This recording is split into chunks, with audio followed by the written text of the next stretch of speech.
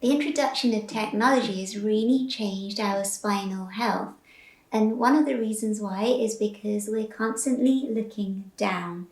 And all of you know what I mean by that. We're always looking at our phones, or we're attached to a screen, or on our computers, or on our monitors, or on our iPads.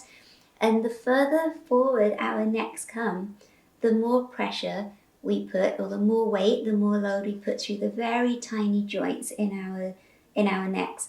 Now, when your head is just sitting on your neck in neutral, so you're not coming forward at all, your neck's only having to hold 12 pounds. So your brain and your skull weigh 12 pounds. And that's what your neck is designed for. It's only designed to hold, to be able to withstand 12 pounds of load through each of the tiny joints. And there are lots of little joints all the way through the neck. Now, as you come forward with your head in your neck, you put more weight through those little joints. So once you come forward even just 15 degrees, so you're just looking at your phone maybe this much, 15 degrees, you're putting 27 pounds through those tiny joints in your neck. I mean, these joints are only millimeters wide. Once you're coming forward 30 degrees, you're putting 40 pounds of pressure or load through your joints. 45 degrees, you're putting 49 pounds of load through your neck.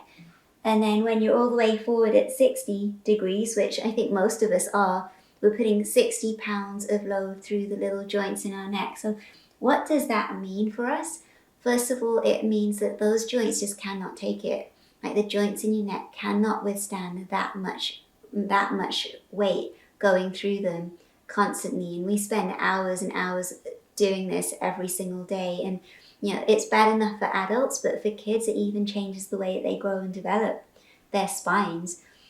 So first of all, you're putting so much force through that you're creating a degenerative process in your skeleton. So what the body does, it does something very, very clever, or seemingly, it tries to strengthen up the spine by adding more bone to the joints.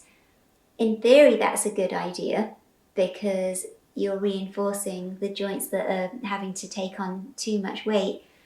But in reality, it's not a good idea, because what that means is that you're creating extra bone spurring through the spine, which is osteoarthritis. So we're now producing more cases of osteoarthritis through the nation, through the population, because we're all putting our heads in this position.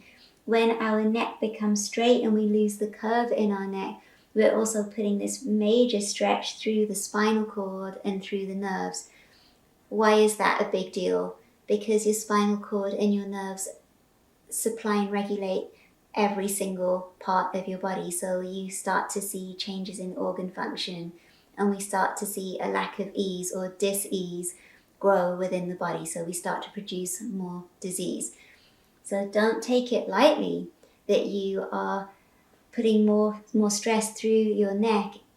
It changes your whole health.